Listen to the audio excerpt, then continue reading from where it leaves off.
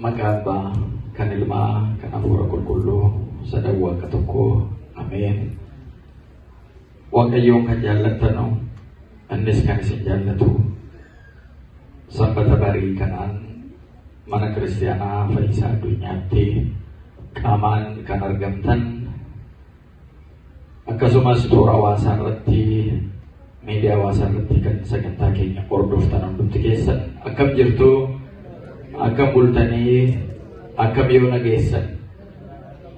Maqaan Waaqayyo keenyaa kan waamamee quufamne hojiinsaa ajaa'ibsiisaa kan ta'e yeroo hundumaa kan nu eegu, kan nu tiksu, yoonaanis kan nu galanni isaaf haa ta'u. Egaa guyyaa har'aa wangeela dubbifamu akka mana amantaa Ortodoksii keenyaatti wangeela Maatiyos boqonnaa 16 lakkoofsa 13 jalqabee isa jirudha jechuudha. Isa kanarratti mata dureen barumsa keenyaa Iyesuus eenyudha isa jedhu mata duree godhanna. Iyesuus eenyudha? Gooftaan keenya Fayyisaan keenya Iyesuus Kiristoos barattoota isaatii wajjin utuu deemuutu namoonni eenyu akka isaan jedhanu barattoota isaa gaafate. Yohaannis isa cuuphaadha kan siin jedhan jiru, Eeliyaas kan siin jedhanu jiru, raajota keessaa isa tokko kan jedhanu jiru jedhanii itti deebisan. Nama akkana siin jedha. Achi booda deebi'ee isinoo anaan maal jettu jedhe. Isa booda qulqulluun Phexros ati ilma Waaqayyoo isa jiraataati ittiin jedhee. Yogguu kana Phexros ati bifamaadha, fooniif dhiigni kana kan si ibse miti, abbaan koo isa samii irra jirutu kana si ibse malee ittiin jedheeti itti deebise jechuudha. Bu'uura godhanneetu isa kanarratti Iyesuus Kiristoos eenyu akka ta'e yeroo ammaa addunyaa yeroodhuma hundumaa waa'ee Iyesuus Kiristoos dhaga'uu gatii barbaaduuf hundumti keenya immoo sirriitti akka amantaa keenyatti akka itti amannutti qulqulleeffannee ilaaluun gatuun irra jiruu fi Iyesuus Kiristoos eenyudha isa jedhu kana ilaalla. Qulqulluun Phexros Iyesuus Kiristoos ilma Waaqayyoo jiraataa ta'uusaa agarsiisuu isaatiin, labsuu isaatiin, himuu isaatiin ati kattaadhaa ittiin jedhe. Yaadi isaa, yaadi qulqulluun Phexros waa'ee Iyesuus Kiristoos dubbatee sun kattaadha. Kattaan isa sochoone, isa humni Si'ool itti jabaachuu hin dandeenye kattaa isa cimaadhaati. Yaadi na tamma dhiyeessite. Iyesuus ilma Waaqayyootiin ni jedhu kuni bu'uura kattaa isa sochoone, bu'uura isa sochooneedha ittiin jedhe jechuudha qulqulluun Phexrosidhaan. Kana duwwaan jenne. Kana amma amantetti furtuun mootummaa Waaqayyoo sirka jira jedheen. Furtuun mootummaa Waaqayyoo sirka jira. Iyesuus Kiristoos ilma Waaqayyoo ta'uusaa kana Phexros deebisuunsaa badhaasaa qulfii mootummaa Waaqayyoo kenneefii jechuudha. Inni kun lafarratti yoo hidhe samiirratti kan hidhame akka ta'u, lafarratti yoo hiikee samiirratti immoo kan hiikame akka ta'u badhaasa sana kennameefii jechuudha.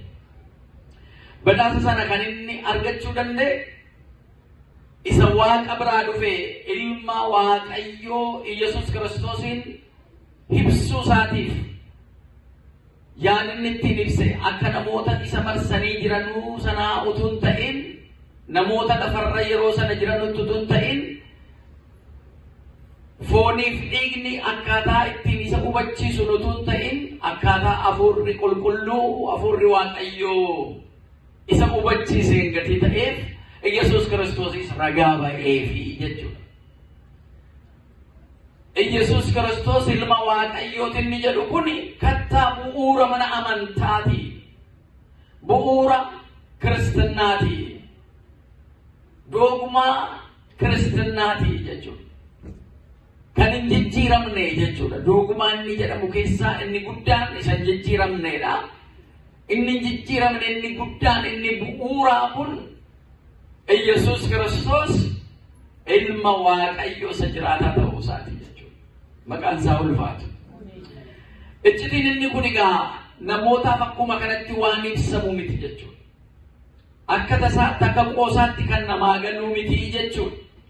Maaliif Waaqayyoo ilma qabaa ala jennu namoonni beekumsa isaaniitiin namni ilma qabaachuudhaaf jedhu dhiirri tokko yookaan namni tokko ilma qabaachuuf haadha manaa qabaachuu qaba. Haadha manaa eega qabaatee booda immoo ilma irraa godhataa jedhanii gati yaadanuu fi ilaalcha foonii kanaatiin ilma Waaqayyoo hubachuu barbaadaniitu gufatanii hafu jechuudha namoonni baay'een. Akkaataa abbaadhaan abbaa jennee ilma isaa Yesuus Kiristoosiin immoo ilma jennu kuni akkaataa namni tokko dhiirri tokko ka'ee ilma ittiin godhatu sanaa miti, akkaataa namni ittiin wal dhalshee waliin jiraatu sana miti jechuudha. Jechuma ittiin ibsuu dadhabneetiyyuu akkuma kana abbaa ilma hafuura qulqulluu Father, the Son and the Holy Spirit jenna malee abbaa ilma hafuura qulqulluu jenna malee akkaataan abbaan ilmaaf abbaatti ta'e akkaataa ilmi immoo abbaa isaatii fi ilmatti ta'e akkaataa namni ijoollee ittiin godhatu kanaan miti jechuudha. Adda jechuudha. Qindaasee qulqulluu abbaan Yaaqoos gaafa inni kaasu Abrahaam Isaaqiin akka godhate, Isaaq Yaaqoobiin akka godhatetti Abrahaam ilmi isaa Yisaaq, Yisaaq ilmi isaa Yaaqoob jedhee akka ibsu sanatti kan ibsamu miti jedha. Maaliif akkaataa foonii kanaa ilma godhachuudhaaf abbaan dursee argamu, abbaan dursee jiraachuu qaba. Abbaan eega dursee jiraate booda jiraachuu duwwaa miti, abbaan dhalateetu eegammoo qaamni isaa guutuu ta'e booda umurii eeggateetu immoo ilma godhata. Lafa kana irratti namni jechuudha. Kan garuu qulqulluu Sillaasee jennu akka kana miti. Ilmi abbaa irraa libsee ijaatiif illee utuu addaan hin ba'in wajjin ture.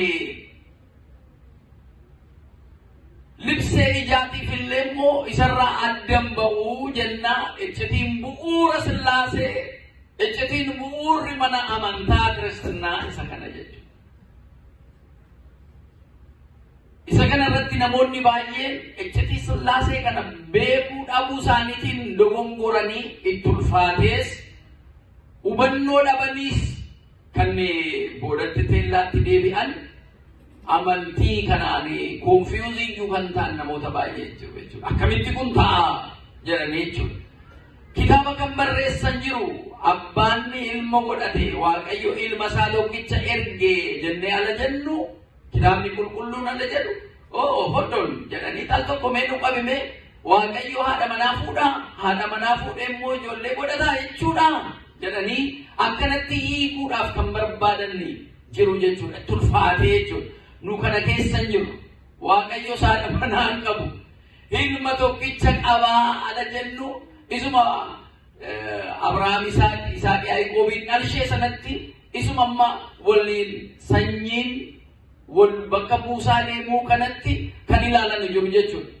Baawuloojii dhalachuu namaatiin kan abbaan ilma isaatiin godhate sana ilaaluu barbaadu jechuudha. Kun adda adda jechuudha. Mana kiristaanaa keenya akka barsiistutti kun adda iccitiin kun. Kanaafiyyuu isa duraa sanarraa kaanee waa'ee Yesuus Kiristoos eenyu akka ta'e qulqulluun Phexros ati ilma Waaqayyoo isa jiraataadha ittiin jedhe. Inni kun immoo Yohaannis Wangeela Maatiyos boqonnaa 16 lakkoofsa 13 eegalee isa jirudha. Kana sirriitti hubachuun nu barbaachisa jechuudha.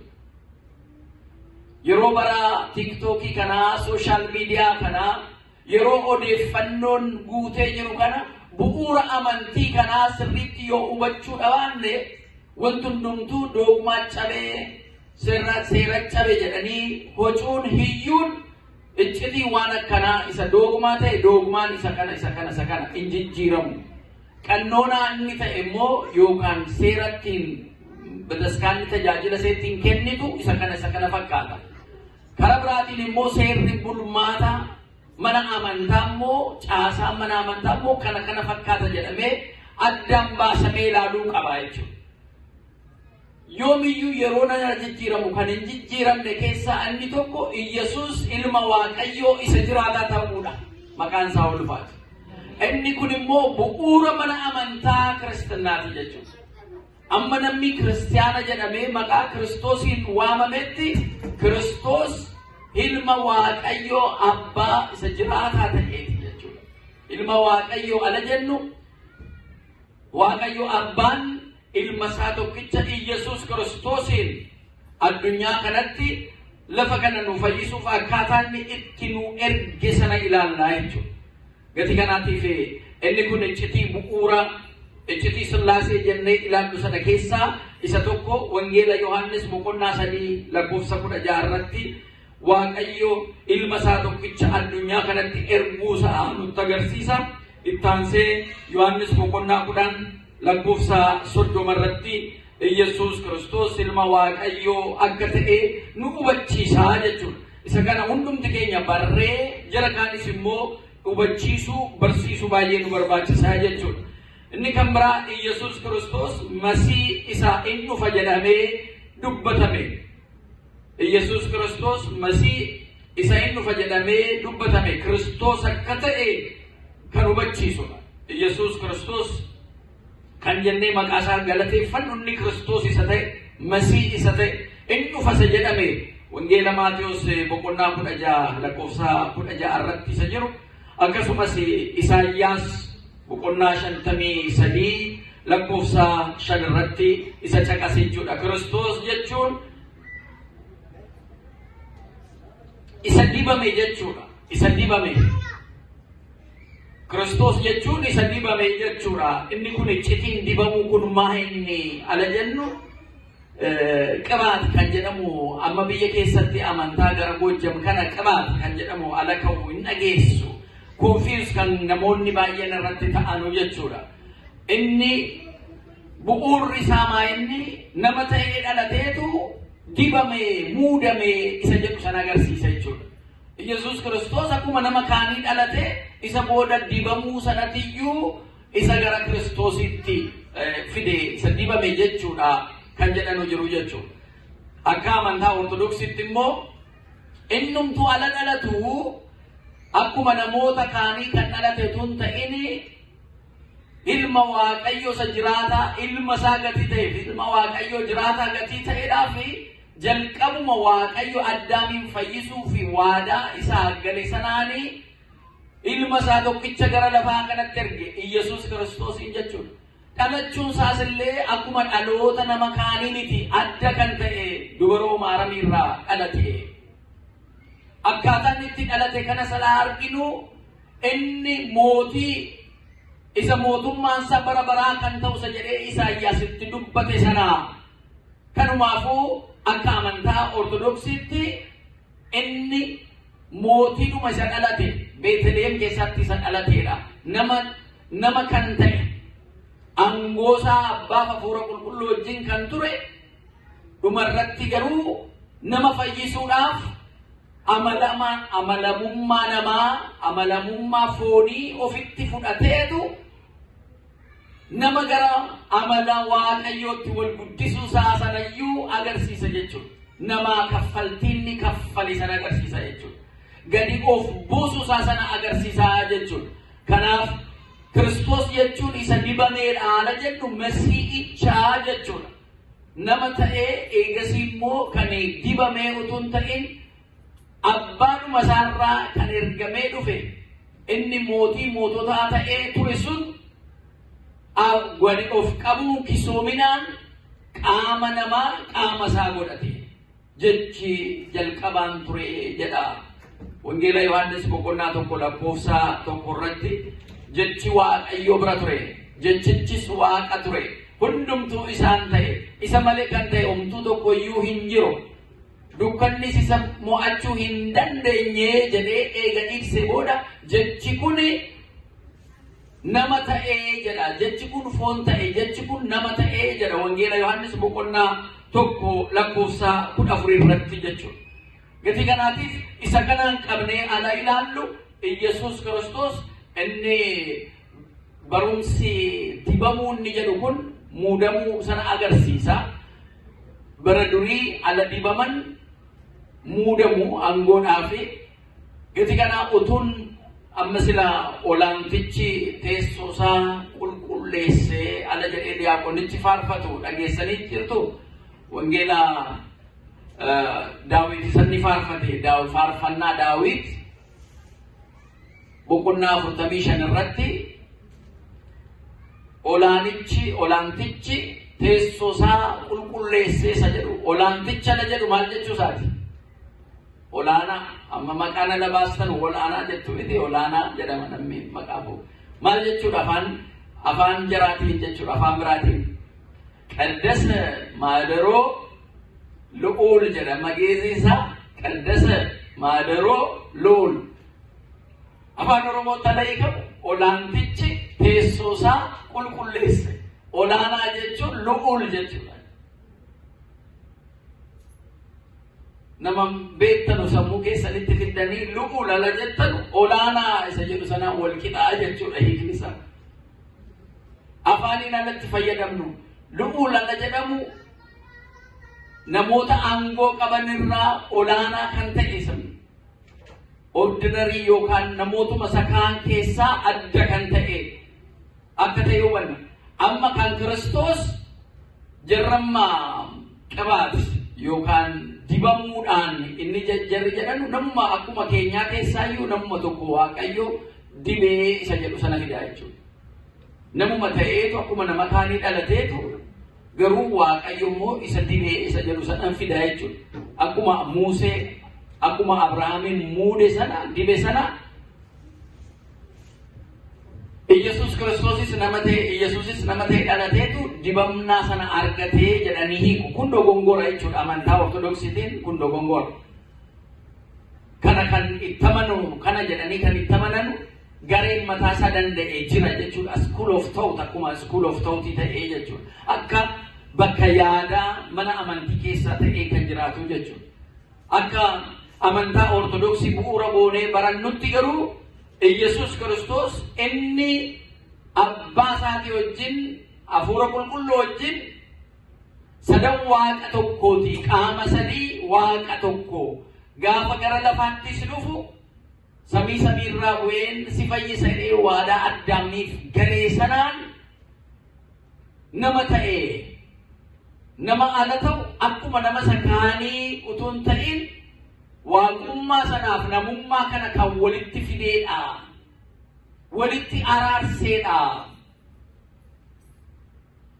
Tokko amalamummaa waaqaa, amalamummaa foonii kana eega walitti fidee booda tokko ta'ee jira ala jedhanu inni tokko isa tokko balleessuu akka hin dandeenyetti jedhanii ibsu jechuudha. Tawaahidoo inni jedhu sun baquu wal makuu sana keessaa akkamitti isa jedhu sana kan agarsiisudha jechuudha. Kana baay'ee mallattoo fakkeenya baay'eedhaan abbootiin keenya hin barsiisu. Isa keessaa inni tokko abidda kana xuruxxoo'istanii sibiila fuutanii abidda keessa harka keessanii sibiila fuutanii abidda keessa la keessanu sibiilli sun abidda sana wajjin wal fakkaata. Inni himata miti sibiilli sun ala diimatu abidda hin qabamuu jechuu hin dandeessanu. Maaliif immoo sibiilli suni abiddi sun akkaataa sibiilli sun jiruun abidda ta'eetu mukukkuleetu achi keessatti mul'ata. Immoo qabduudhaan immoo sibiilicha sana achi keessaa baastu jechuudha. Kan qabuu hin dandeessanu. Sibiilicha sin gubuu danda'a abidda ta'eera. Already abidda ta'eera. Amala abiddaa sana ofitti fudhateera sibiilicha abidda keessa gadi ta'e. Argumaanoo kaa'ee dhaqeen harkaan keessaa baasa yoo jettani sin gubaa jechuudha. sheeppii immoo hin qabu abidda immoo akkan jenne sheeppii sibiila sanaa sheeppii inni jennu kun maal inni?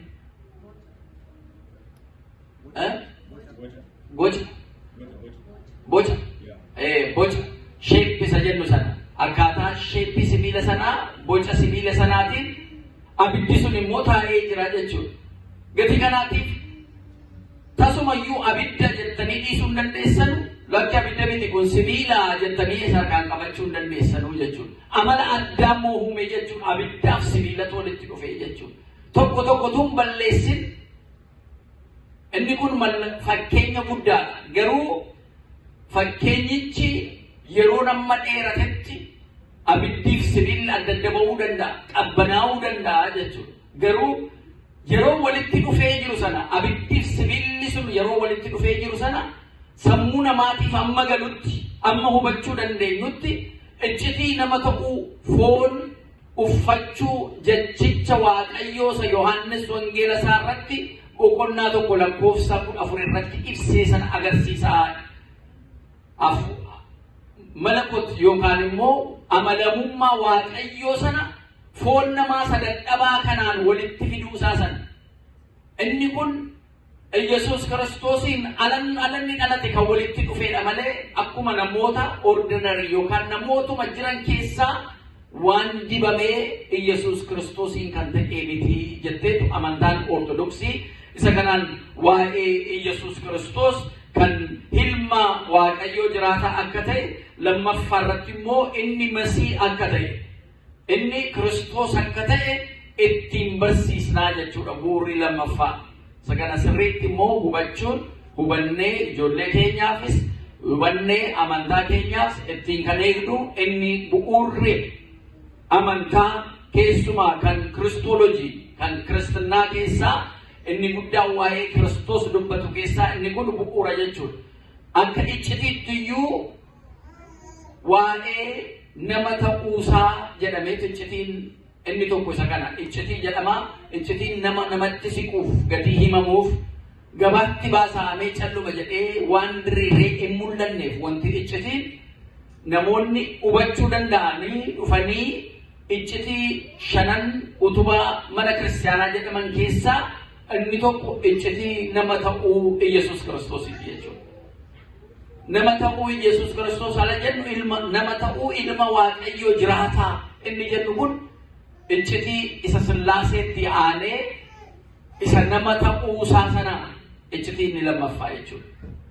Bakka guddaa qabaa jechuudha. Inni barumsa nu barachaa jirru kun inni Waaqayyo nu barsiisaa jiru kun inni Waaqayyo nu hubachiisaa jiru kun bu'uureffama mana amantaa keessaa isa iccitii lammaffaa irra jirudha jechuudha. Incarnation nama ta'uusaa isa jennu jechuudha. Gati kana inni kun amantaa adda addaa keessaa akkaataa inni denominationii adda addaa baasee jira jechuudha. Akkamitti kun ta'a jedhanii namoonni kun akkamitti hubatamaa kun akkamitti ta'uu danda'a jedhanii bara ammaa miti. Yesuus Kiristoos dhalatee waggaa tokkoffaa bara waggaa 100, 200, 300 keessa namoonni naannoo sana turan wanta kana akkaataa jarri ittiin ilaalanu gaaffii ittiin gaafatanuyyuu adda addaa ture jechuudha. Kana duwwaas miti Yesuus Kiristoos kan inni Ayuudonni luboonni Ayuudotaa kan isa qabasanii fannisan keessa kan ittiin himatan keessaa inni tokko inni Waaqayyo abbaa kooti jedhaa jedhaniitu. Jaraafi akka Waaqayyoon arrabsuutti lakkaa'anii jechuudha. Maal utuu beennumoo abbaasaa kunoo isa muka toshuudha miti. Yoosef isa jedhamuudha abbaansaa. Maaramii miti haadhisa. Akkamitti ilma Waaqayyooti ofiin jedhaa jedhaniitu. Iccitiin kun jaraaf hin galle. Maaliif? Yoo argitanii jiraattan wangeela Maatiyos boqonnaa 16 lakkoofsa 13 eegalee gara 19:20 irratti Phexros ati ilma Waaqayyoo jiraataatii eegattiin jedhee. Yesuus Kiristoos immoo ati fooniif dhiiga miti kan kana si ibse Waaqa koo abbaa koo isa samii irra jiru si ibse malee inni kun fooniif dhiigarraa kan dhufu miti ilaalchi kuniif beekumsi kun eega jedheenii booda furtu mootummaa waaqayyoo siifan kenna jedhee gabadhaaseenii booda isa kana nama tokkotti iyyuu ni minaatti hin jedhe jechuudha. Ejjete isa guddaa isa kana nama tokkotti iyyuu ni minaa. Yeroo isaa ganaa gatii ta'eedhaaf jechuudha. Kaayyoon ittiin dhufe Addaamiin fi ijoollee Addaam Si'oolii keessaa baasuudhaaf diina kan booji'amtoota kan isaa godhachuudhaaf gatii ta'eef yeroon isaa immoo qaraanii irratti ala fannifamu gatii ta'eedhaaf amma yeroo sun keessatti iccitii kana eenyutti iyyuu ni minaa jedhe. Nama ajaa'iba iddoo sanarratti gaafa geessan waan tokko ibsuudhaaf yeroo barbaadaa jechuudha. Akkaataadhuma jireenya keenya keessatti illee waan beeknu hunda baasnee haasofnu. Maaliif waan beeknu hunda yoo baasnee haasofne faallaa isa Yesuus Kiristoos jedhee kana yeroo malee ta'aa jechuudha. Utuu anuma sanaan barattoonni isaa jirri eega kana jedhanii booda wanta kana baastanii eenyuttuu inni minaa ittiin jedheetu callisiisee jechuudha. Ganaadha yeroon isaa. Maaliif seexanni nama moo ilma waaqaati moo jedheetu shakkaa yeroo ture. Booji'amtoota isaa qabatee ala namni du'u lubbuu isaanii Si'ool keessatti ofii isaatiif booji'atee qabatee kan ture gatii ta'eef suutuma akka namaatti yeroo isaa eeggatee guddateetu jiruu isaa kana hundumtuu raawwate jedhee fannoo irratti jechoota fannoo irratti dubbate keessaa hundumtuu dhumeeraa isa jedhu sana. Booji'amtoota isaa isa diiyaabiloos booji'ee Si'oolii keessatti lubbuu qabee ture sana fooniin qaraanii irratti fannifamee yagguu ture. Foon isaa lubbuu isaarraa addaan ala baatu lubbuun isaa sun Si'ooliin naqxeetu amalamummaa waaqayyoo sanaan Saaxinaa'eliin fannoo irratti ala fannifamu isa achumatti hambiseetu qabeetu booji'amtoota isaa sanaa jira ijoollee Addaamii Heewaan amma guyyaa sanaatti eega uumamanii jalqabee bittaa garbummaa seexanaa jala turan alachi booji'ee baasu hundumtuu raawwatee jechuudha. Hundumtuu raawwatee jiraatti. Iccitii guddaa qaba bakki kun jechuudha. Namoonni kakuu moofaa keessaa hidhaa seexanaa keessaa gara jireenya bara baraatti darbuun isaanii sun Yesuus Kiristoos hin raawwatame jechuudha. Hin raawwate hundumtuu alanni jedhu sana. Gati kanaa iccitii waaqayyoon ittiin hubanne eega Yesuus Kiristoos gara addunyaa kanaa fooniin dhufee booda ilaalcha namni waaqayyoon ittiin hubatu sana jijjiiree jechuudha. Isaan dura Musee faati, isaan dura Abrahaam faatu ture. Jarris immoo waaqayyoon akkamitti waaqeffanna jedhanii keessumaa Abrahaam yoo argitan mana isaa abbaan isaa waan harkaan toshamu muka kana kutateetu harkatti baasee miillatti baasee mormatti kaa'ee mataarra kaa'ee maal jedhee muka kanaan xaramee nama gurguru ture. Waaqa barbaachaa nama turedha. Bishaan kanatti waaqeffadha jedhee aduu kanatti waaqeffadha jedhee barbaada nama turedha. Dhumarratti waaqa aduu kana uumte, waaqa galaana kana bishaan kana uumte, waaqa lafa kana uumte, abidda uumte, bishaan uumte, nattaasa'ii jennaan waaqayyoo Abrahaamiin jedhigaa. Lafa waaqayyoo irraan waaqeffamne, lafa maatiin kee waaqa harkaan toshee waaqeffatan sana maatii kee sana waaqa isaanii sana lafa isaanii sanas dhiisiti bayii jedheetu seera uumamaa boqonnaa 12 irratti Abrahaamiin waamee kan isaa taasifatee Abrahaamis waaqayyo duukaa bu'uu jalqabe yeroo sana jalqabe isaan dura kan ture seerri Museen amma fudhatutti erga lubboon haasa jennu waan barreeffame hin turre qalbiidhuma isaatiin namni waan amaaf waan gaarii addaan baasee akka ilaalamutti Waaqayyo gatii isa uumeef isaan qalbeeffateetu jiraataa ture. Isa booda seera barreeffamaa immoo kenneef seera barreeffamaa sanaafis namni ittiin cimee jiraachuu hin dandeenye jechuudha. Yeroo hundumaa sammuun namaa waan haaraa barbaada, waan haaraa uumaa, waan haaraa yaada. Gatii kanaatiif Waaqayyo seera isaa galboonaa jedhamu qalbeeffannaadhaan waan gaariif waan hamaa ta'e addaan baasee ilaalu sanaanis abboomamuu ala dadhabu. Seera Musee immoo kenneef seera Musee sanaanis buluu ala dadhabu. Ilma isaa tokkicha Yesuus Kiristoos kana kenne jechuudha. Kennaa guddaa.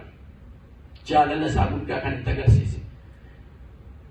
Addunyaa kana kan ittiin jijjiire. Kanaaf inni qabxiin lammataa Yesuus eenyuu inni jedhu Yesuus Kiristoosiin akka ta'e. Kiristoos jechuun masii kan ta'e jechuun isa dibame jechuu akka ta'e. Dibannaan kun immoo isa namni dhufee isa dibu. Ala barbaade immoo dibamuu sanarraa kaasuutu hin ta'in amadamummaa waaqummaa sanarraa kan madde akka ta'e arginaa jechuudha. Inni kan biraa sadaffaa irratti Yesuus jecha Waaqayyoo isa foon uffatee mul'atedha. Jecha Waaqayyoo isa foon uffatee mul'ate.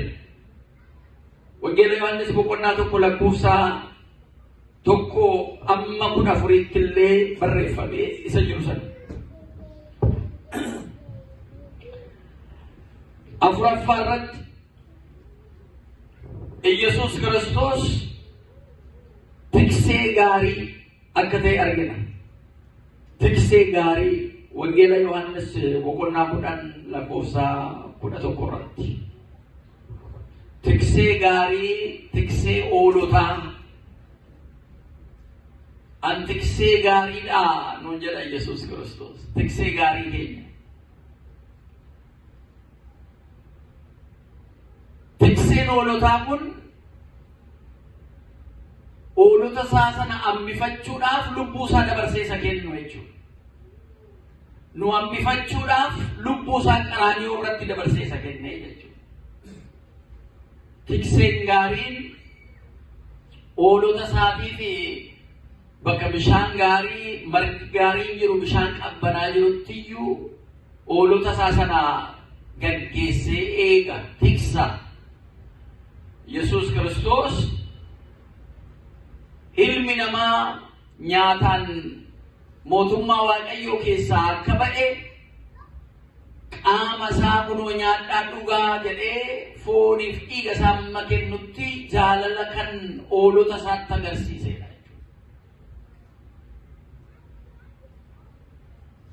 Mee tiksee gaarii qabaa isa jedhu mee faarfadhaa mee sammuu keessanitti mee wal kaasaa faarfadhaa. Tiksee gaarii qabaa, abbaa gaarii qabaa. Waa'eesaan odeessaa, jireenyi moo'isaa. Tiksee gaarii qabaa, abbaa gaarii qabaa. Waa'eesaan odeessaa, jireenyi moo'isaa.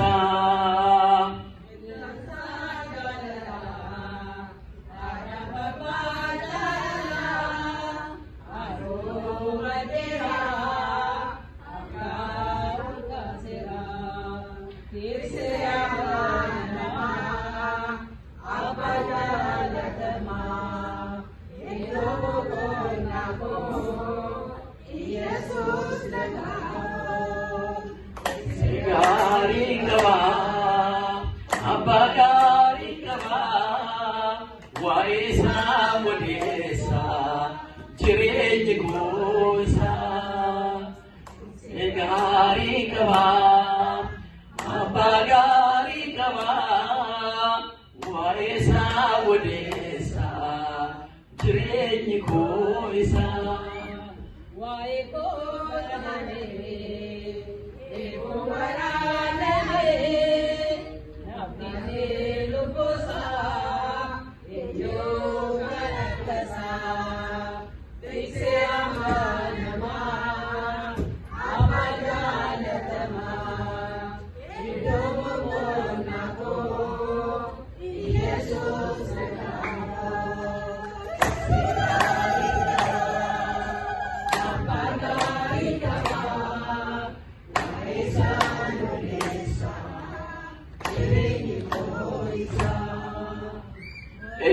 waaqayyo sina eebbisu waa'ee isaa wodeessaa jireenya koo isaa waa'ee tiksee gaarii kanaaf walitti qabamna kophaa taanee mana keenyatti bakka hojii keenyatti bakka oollutti galateeffachuu dandeenya jechuus immoo qabna galateeffachuus qabna immoo gaafa walitti dhufnu immoo jireenyi keenya isa kana galateeffachuudhaaf jechuudha tiksee gaarii kana galata kee yaa tiksee koo isa afaan banee na liqimsuuf ture afaan leencaa sana naa cuftee du'a koo bakka koo buutee naa duutee jireenya bara baraa kan naa kennite tiksee koo galata keessaa jechuudhaaf jechuudha tiksee gaariidha Yesuus Kiristoos abbaa amanamaa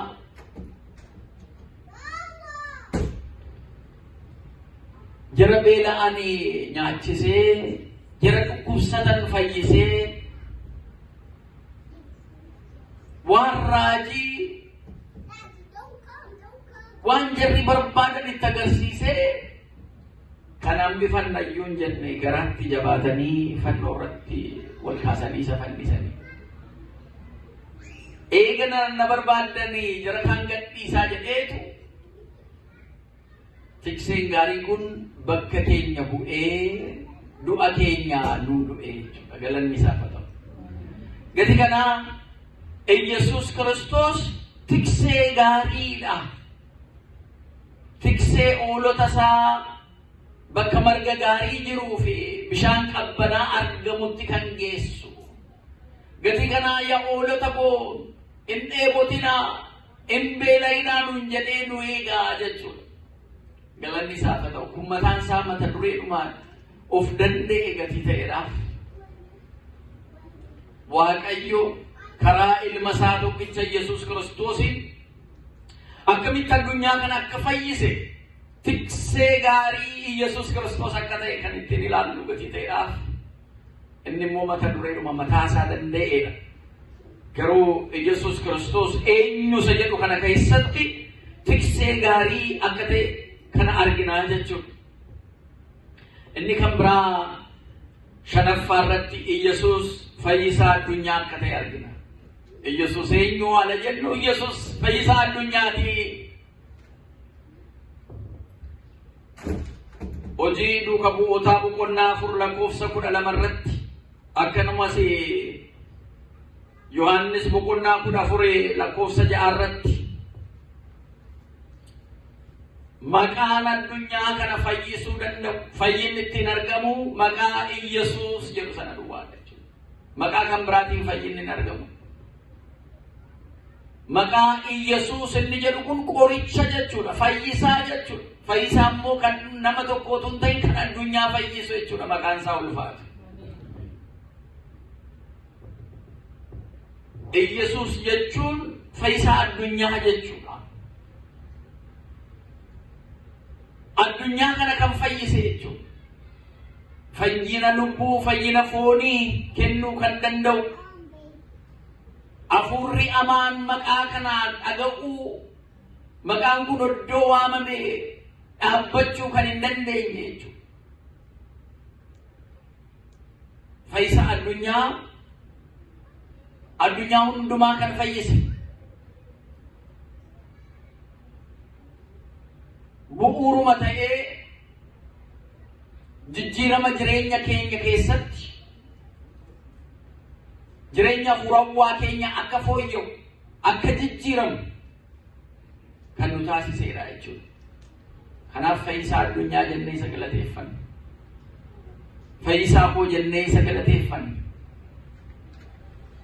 Maqaa kanatti akkam akkatti qoosame waggaa torba waggaa saddeet boodatti deebinee ala ilaallu fayyisaa addunyaa jechuun dhumtuu jara keenyaa nuun galle nu ibsaa utuu hin jedhin akka arrabsoo akka qoosaatti maqaan kun bara arrabsame nuyi ragaadha. Jirras jiru kun ragaadha. Addunyaan ragaadha jechuudha. Kan arrabse immoo nama amantaa hin qabne amantaa yookaan kan biraallee godhu mootota immoo gaariidhuma. Amantaadhuma wajjin waliin waaqeffannu doogummaa tokko waliin qabnu jechuudha. Gaggeessitoonni amantaallee maal fayyisaa addunyaa akkamitti jedhama jedhanii garuu Iyyesuus jechuun fayyisaa addunyaa. Fayyisaa addunyaati. Maqaan waan jijjiirame malee afaan Oromootiin Madaani'aalam jedhamu sana የዓለም መድኃኒት afaan Amaariffaatiin jedhamu sana Madaani'aalam afaan Ingiliziitiin the savior of the world afaan Ingiliffaatiin afaan Oromootiin fayyisaa addunyaa Yesuus Kiristoos fayyisaa addunyaa.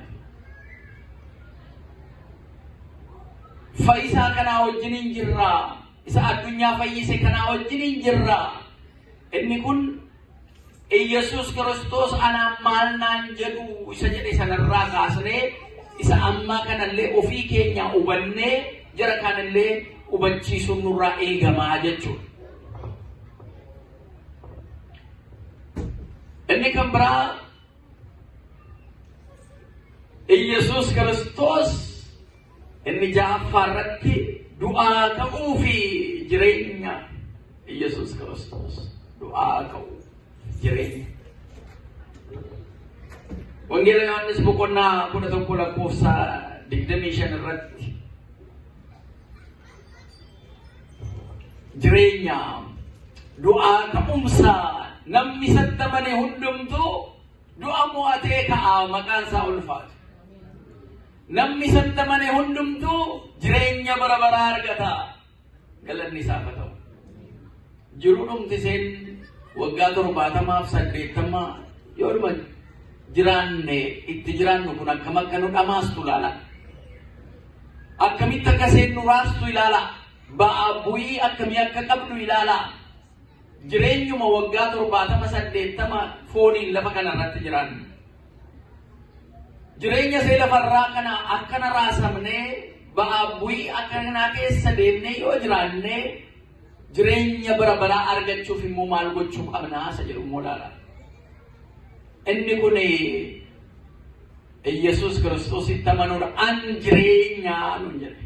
An du'aa ka'umsa an jireenyaa nuun jedhe maqaan isaa ulfaatu. Kanaaf booda foon keenya kun inni ilaaltanu kun yoo asuma lubbuudhaan addaan ba'e reeffa yoo jedhame faayidaan qabu jechuudha. Faayidaan qabu. Reeffa eega jedhame booda fixe isa lafa kanarraa isatti dhamaan isa baanee buune isa buufanne beekumsi keenya qabeenyi keenya wanti hundumtuu lubbuun fooniin addaan baanaan waan qabu. Achi booda iyyuu jireenyi inni bara baraa kun jalqabaa jechuudha. Du'aa du'aa humni kee eessa jira jedhee qulqulluun Phaawulos waa'ee du'aa kana Qorontos 15 irratti kan inni haasa'e isa kana. Moo'uun kee eessa jira? Injifannoon kee eessa jira? Humni kee dhabame. Injifachuun kee dhabame. Booji'amtee jirta yaa du'aa. Kun kan ta'e du'aa ka'umsa kan nuu ta'e Yesuus Kiristoosiin maqaan isaa ulfaatu. Gatii kanaatiif yoo nuunillee akka jara abdii qabaannee miti nuyi isatti amannee jirraa. Jireenya bara baraa sana qabnaa. Ala baay'ee xiyyeeffannoon keenya waan harkaan qabannu, waan ijaan ilaallu, waan gurraan dhageenyu lafa kanarra waan jiru guyyaa guyyaadhaan waan ta'u ta'eetu isa xiyyeeffannoo jireenya bara baraa kana isa xiyyeeffannoo du'aa ka'umsaa kanarraa dogongorree ija keenya kaasneetu humna hafuurawaa keenyaa akka dadhabu taasisnaa jechuudha. Isa kanarraa of eeggachuu jabaachuun nu barbaachisa. Xiyyeeffannoon keenya du'aa ka'umsaaf jireenya bara baraa sana argatanii jiraachuu. Kanaaf walitti dhufne. Kanaaf waliin galateeffanna. Ati jireenya kootii du'aa ka'umsa kootii yaa Yesuus jennee isa galateeffanna jechuudha. Inni kun immoo bu'uura amantaa keessaa isa tokko. Iccitiin du'aa ka'umsaa kun doogumaa isa jennu sana. Iccitii isa shanan keessaa isa tokko du'aa ka'umsatti ni amannaan ni jedhu. Du'aa ka'uu keetti ni gooftaa ni amanna illee isa faarfanna. Isa duwwaa miti nuyis immoo akka kee du'aa kaanee sirraa kan arganneen jireenya bara baraa arganna. Inni akka isaatti du'aa ka'uu jechuun inni amanamummaa waaqummaa isaarraa kan madde boolla sanaa biyyoon irraa kaasaa dhagaa kana narraa gangashaa utuu hin jedhin dhagaa sana ofirraa darbateet du'a sana mo'atee ka'e. Nu immoo isaan maqaa isaatiin isarraa kan madduun owwaala duwwaatti hambisnee gara jireenya bara baraatti ceenaa galanni isaa ta'u. Isa kana abdii godhannaa jechuudha. Gaafa mana Waaqayyoos dhufnu gaafa waa'ee Yesuusis yaadannu Yesuus Kiristoos du'aa ka'umsa kooti jireenya bara baraati jennee kan natti amane hundumtuu jireenya bara baraa argata akkuma jedhe sana jechuudha. Jireenya bara baraa sana argachuudhaaf isa galateeffanna. Mana yaalaa dhaqxanii qorichuma mataa dhukkubbii yookaan garaa dhukkubbii wayii argachuudhaaf birrii hammam baastu? Beellama qabsiifattanii mana yaalaa dhaqxanii dhukkuba keessan tokko himachuudhaaf eega himattanii booda immoo gatii inshuraansiin jiruuf malee kaffaltii isaa biilii isaan dandeessan. Dhukkuba foonii fayyuudhaaf eegan mana baasnee eegan mana dhamaanee jireenya bara baraa argachuudhaaf immoo maal gochuu qabnaa isa jedhu kana mee ilaalaa. Kaffaltiin isaa hammam ta'uu danda'a ture? Utuu Waaqayyo nu jaallatee ilma isaa tokkicha nu ergee jireenya bara baraa akka isaan arganu nu gochuu dhabaate qarshii hammamii baasneetu jireenya bara baraa sana bituu dandeenya? Jirra addunyaa kanarraa qabeenya horatan iyyuu galuu hin danda'an jechuudha. Bituu hin danda'an iyyuu jechuudha jireenya isa sana. Garuu Waaqayyo ilma isaa tokkichatti kan amananii fi akkuma badhaasaa akkuma kennaatti nuu kenna jechuudha jireenya bara baraa. Isatti kan amane hundumtuu jireenya bara baraa akka jiraatuuf jedhe. Galanni Waaqaaf haa ta'u. Yesuus Kiristoos du'aa ka'umsaa fi jireenya akka ta'e isa kanaan argina.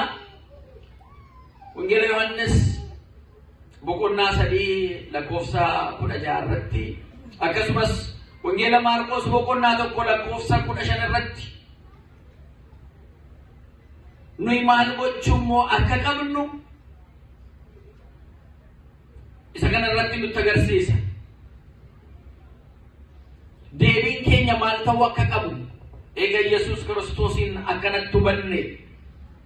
Inni kun iccitii isa guddicha mana kiristaanaa keessa jiru keessaa bu'uura baay'ee qaba. Ala baay'ee maqaa Yesuus Kiristoos denominationiin amantaa kumaatamaan jiran addunyaa kanarra jiru akkaataa jiranitti hubatan jechuudha. Denominationiin adda addaa akkaataadhuma maqaa isaa qabatanii kan barsiisan hundumtuu ammuma danda'e barsiisaa jira. Maaliif sagalee Waaqayyoo kun addunyaarra ga'uun dirqama gatii ta'edha. Amma daangaa lafaa kana amma bara sadhumaatti sagalee Waaqayyoo kun hin babal'atan dhaga'ama. Dirqama qabna jechuudha. Nuyi dhaga'uu duwwaatu hin ta'e dhageessisuu qabna jechuudha.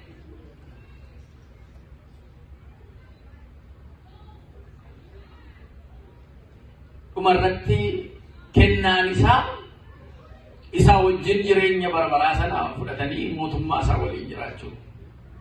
Kanaaf ja'affaa irra geenyee amma ja'aatti waa'ee Yesuusiin akka ta'e arginee jirra. Yeroo biraa immoo sattaanu akkasuma itti fufna. Isa baranne kana Hafuurri Qulqulluun laphee keenyarra bulshee firee 30, firee 60 fi firee 100 agarsiisnee akka mootummaa isaa dhaallee jiraannu Waaqayyo nu gargaaru. Waadaa raajotaa qulqullootaas nurra oolchee abulchu. Maqaan Waaqayyoo ulfaatu.